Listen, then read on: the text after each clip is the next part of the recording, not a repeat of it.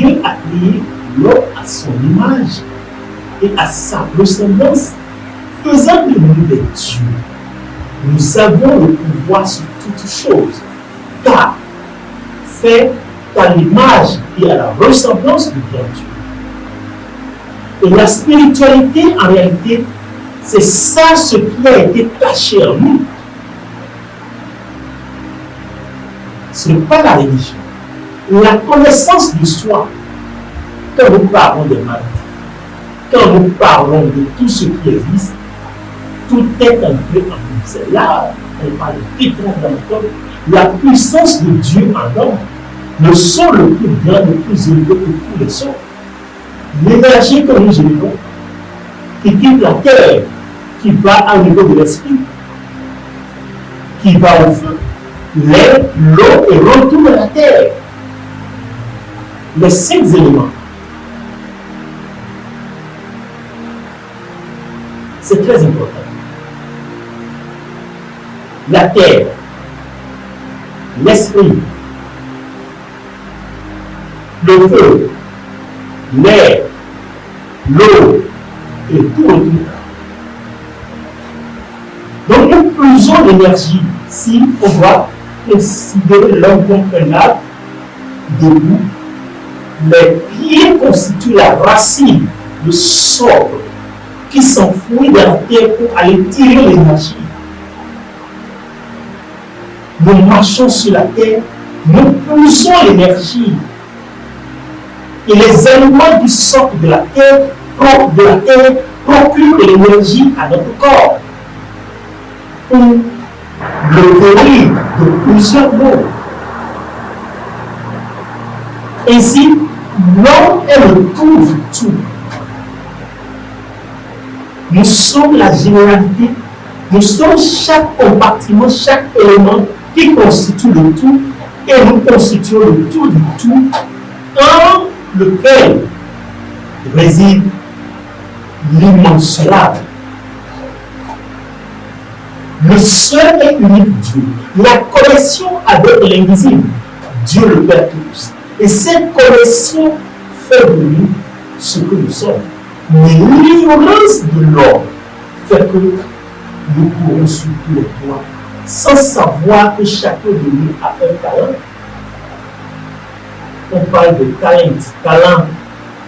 Chacun de nous a un talent, comme dans la Bible, cela a été dit, et dans les livres sacrés, quelqu'un a reçu un talent.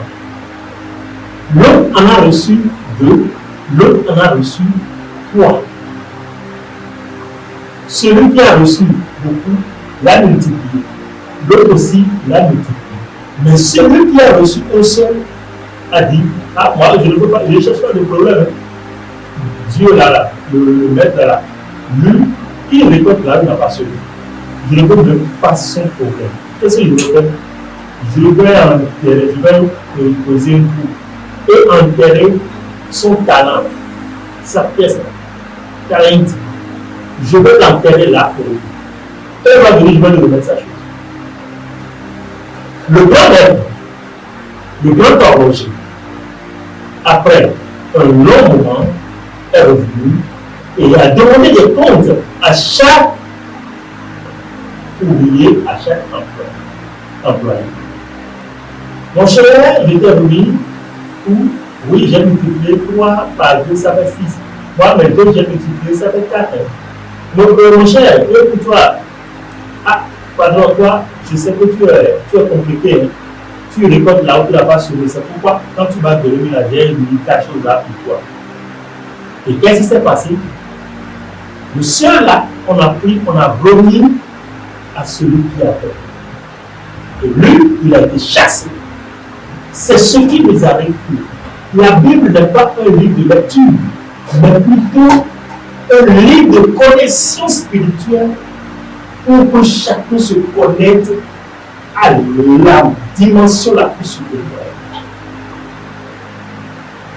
Celui qui en a, celui qui a cultivé beaucoup, on va lui donner davantage, il en recevra davantage. Mais celui qui n'a pas cultivé, on va lui arracher, on va lui couper. paix. L'arbre qui ne produit pas de fruits sera coupé.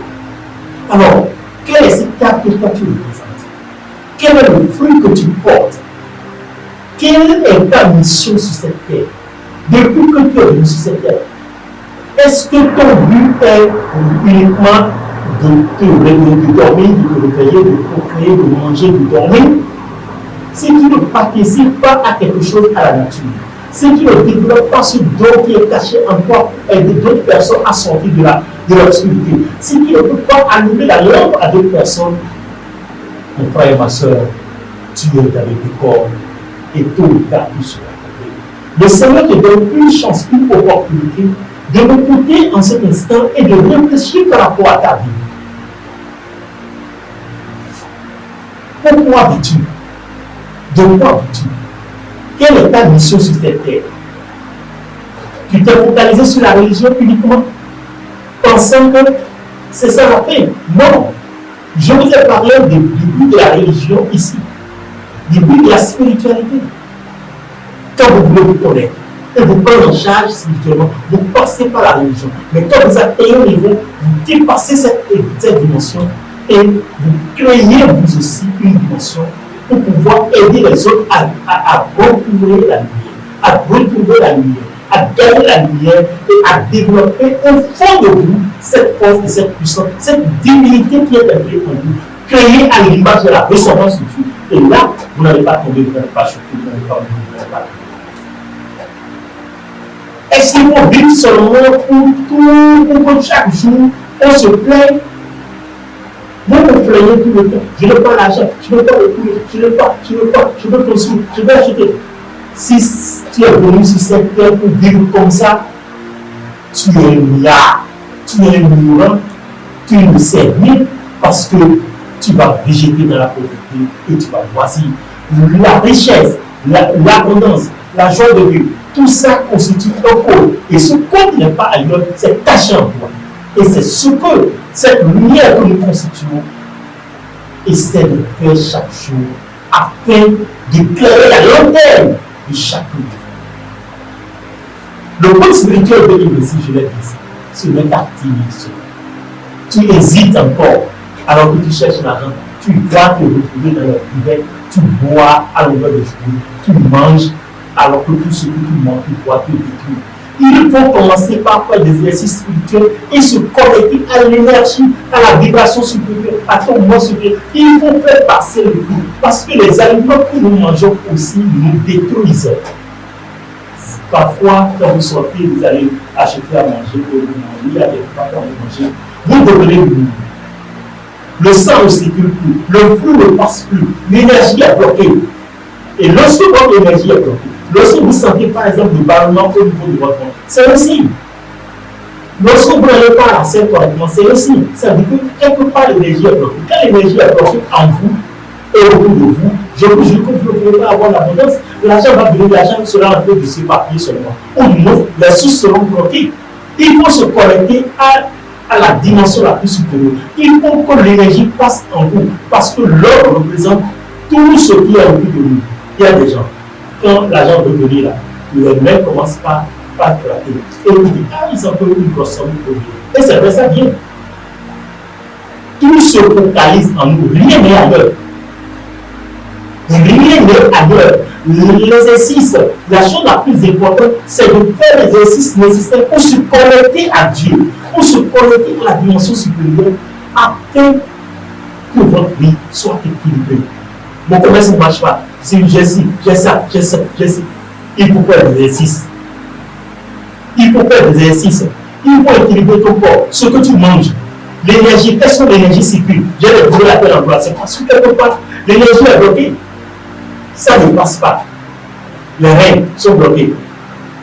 La mâchoire, c'est bloqué. Tu n'arrives pas à bien parler. Il y a quelque chose, tu sens des douleurs quelque part. L'énergie ne circule pas. Quand l'énergie circule, je dis tout à l'heure, beaucoup d'exercices, juste droit, faire passer l'énergie. Quand ça passe, vous ne sentez aucune douleur. Aucune douleur. Vous comprenez? Vous ne sentez aucune douleur. Vous sentez l'énergie passer. Donc, votre n'est pas ballonné. Donc, votre n'est pas gonflé. Lorsque l'eau n'arrive plus à prendre son canal normal en vous, vous tombez malade. Lorsque le sang ne prend pas son canal normal, vous perdez, vous devenez malade. Lorsque les pieds commencent à gonfler, ça peut faire un problème.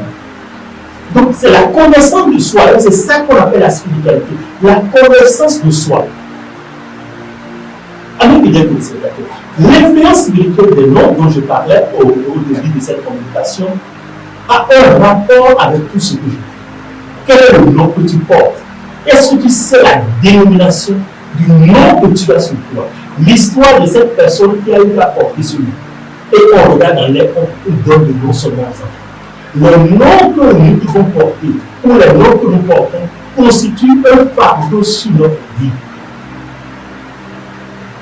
Quel est le nom que tu portes? Ou du moins, il y a certaines personnes, quand ils ont une situation difficile, ils prennent cette situation difficile pour accorder, pour donner le nom à leurs enfants. Et c'est ainsi que ces enfants auront toujours cette situation difficile dans leur vie jusqu'à la fin de leur jour. Et ils n'auront jamais de solution. Le nom que tu portes, quel est ce nom? Quelle est la dénomination